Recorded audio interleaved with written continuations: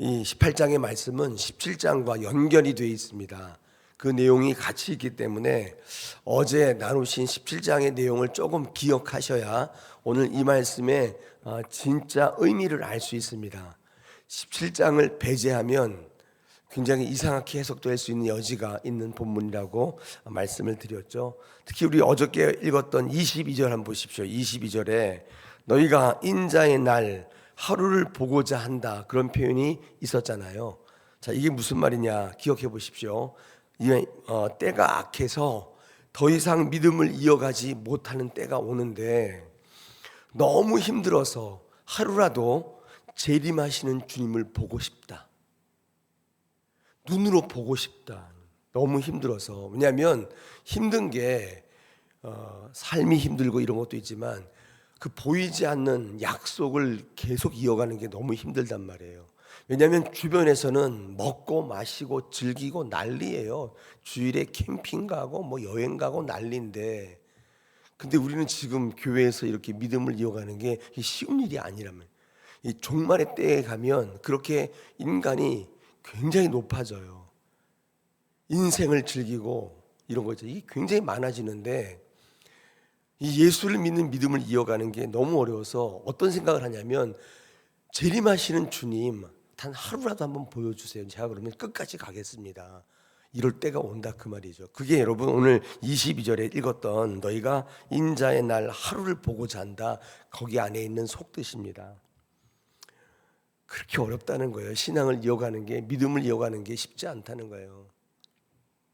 그런데 22절의 하반절에 보니까 그러나 보지 못할 것이다.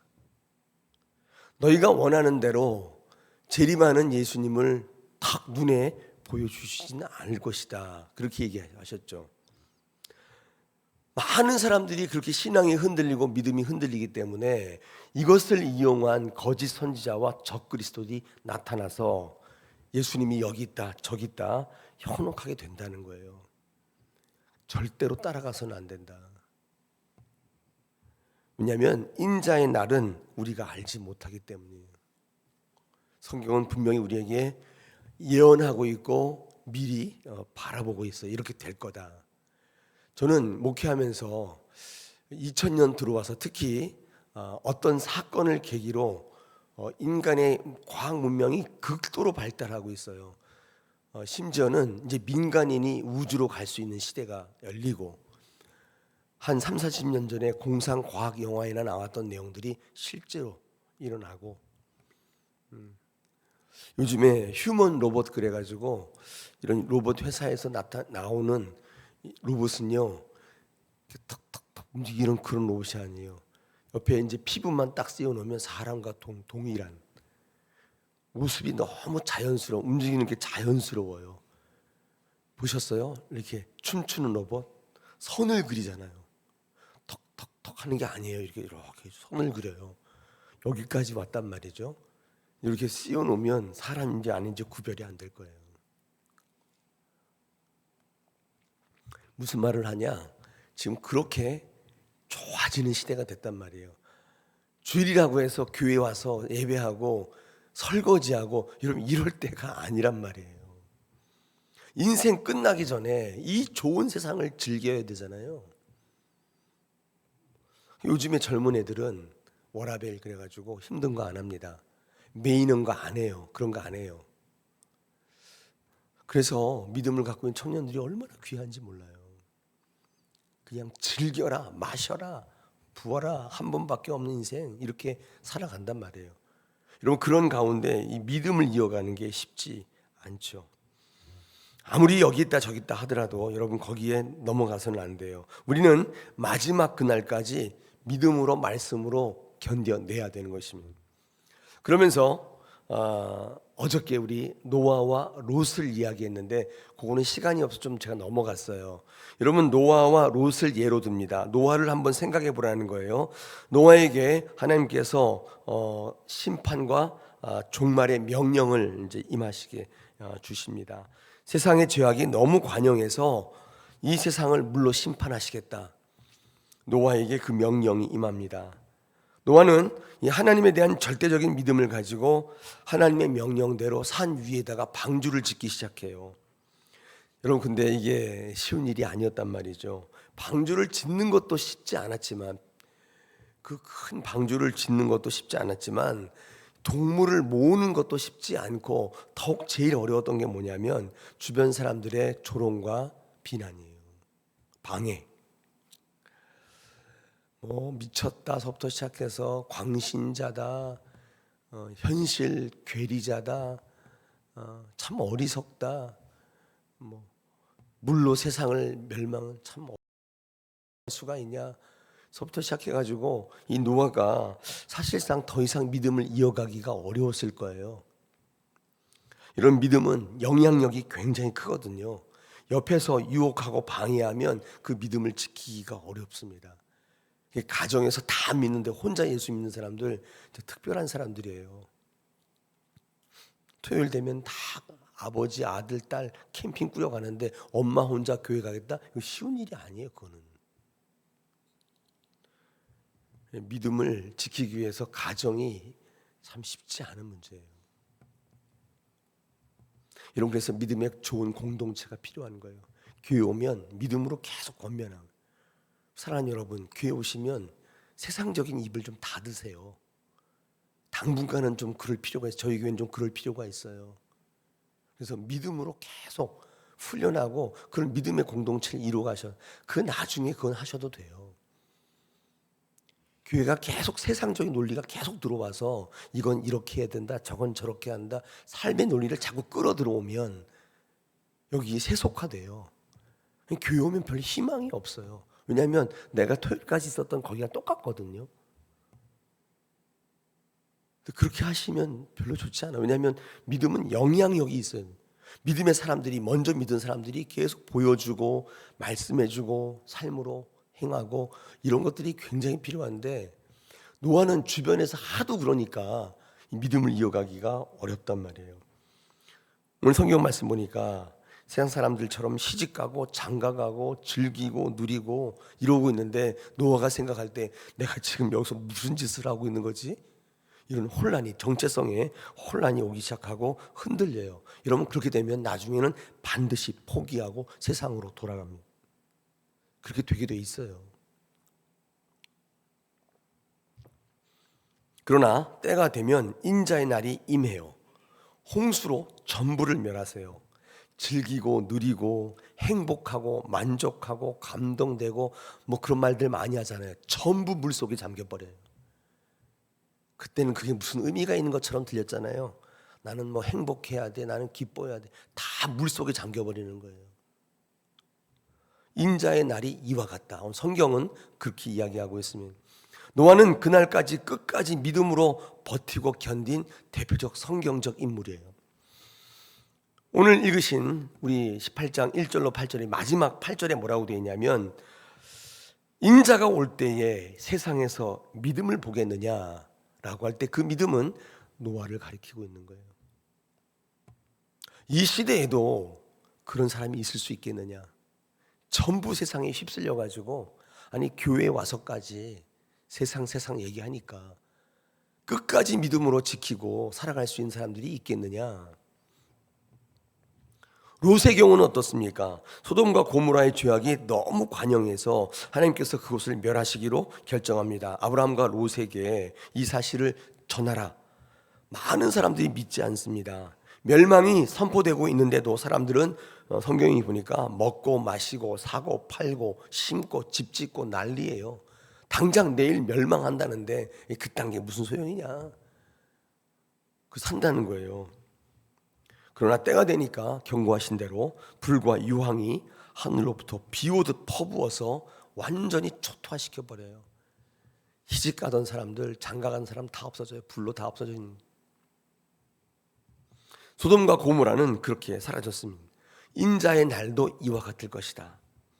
오늘날에도 하나님의 심판의 경고를 실제의 삶 속에서 들을 수 있는 믿음을 발견할 수 있겠느냐. 8절, 오늘 18장 8절 이야기합니다. 이렇게 많은 이들이 하나님의 명령과 상관없이 살아가는 가운데 홀로 그 믿음을 지킬 수 있는 자들이 있겠느냐, 그 믿음이 있겠느냐, 우리에게 묻고 있는 거예요. 자, 오늘 본문으로 돌아가면 18장 1절에서 이 종말의 때를 살아가는 성도들은 그래서 그렇기 때문에 항상 기도하고 낙심하지 말아야 한다는 것입니다. 하나님에 대한 믿음을 저버리지 않고 끝까지 견딘 실제 인물, 그 비유죠. 예로 이 과부를 예로 들고 있습니다. 이거는 실제 인물이 아니라 비유예요. 비유. 이런 사람이 있다고 치자 그런 거예요. 여러분, 이 과부는 공궁에 처해 있어요. 과부는 무력한 존재의 대명사인데 게다가 공궁에 처해 있어요. 궁핍에 처해 있단 말이에요. 문제가 있단 말이에요. 공궁에 처해 있는 과부는 이 시대의 성도들을 비유하는 거예요. 힘들어요.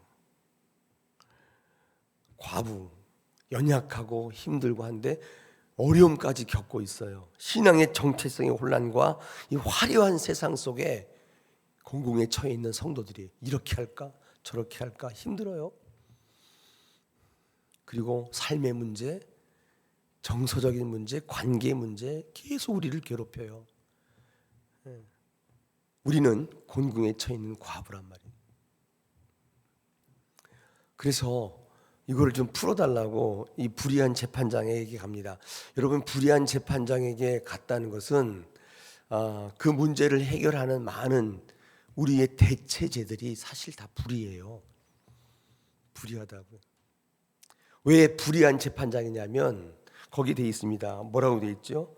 우리 그 2절에 보니까 하나님을 두려워하지 않고 사람을 무시하는, 우리가 이렇게 곤궁에 빠져 있는데 가서 나를 좀 살려주세요 라고 말하는 모든 대체제들은 하나님을 무시하고 사람을 무시하는 그런 존재들이에요.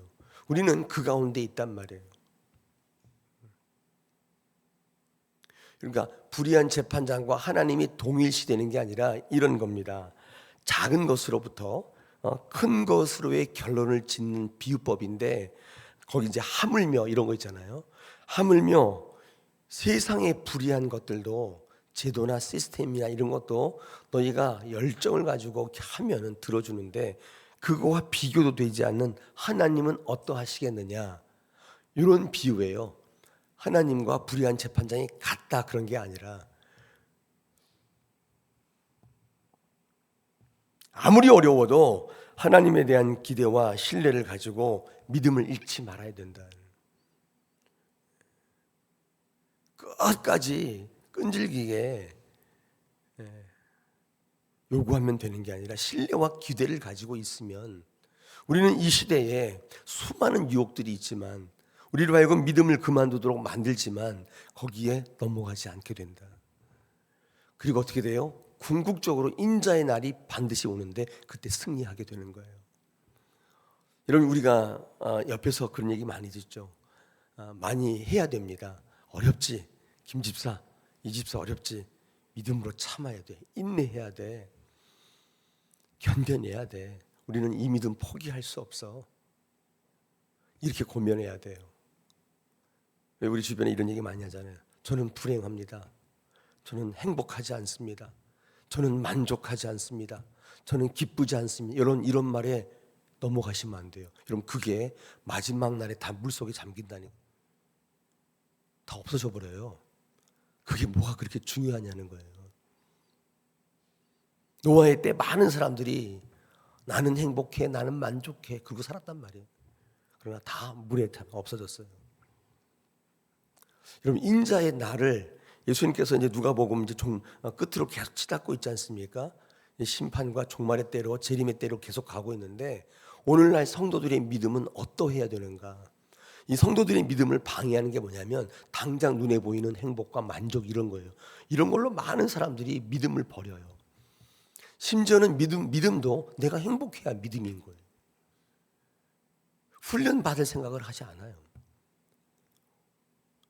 내가 만족하지 않으면 믿음도 아닌 거예요. 내가 좋아야 돼요. 그게 믿음이에요. 이런 시대에 그 믿음을 볼 수 있겠느냐? 노아와 같은, 롯과 같은 믿음을 볼 수 있겠는가 말씀하십니다.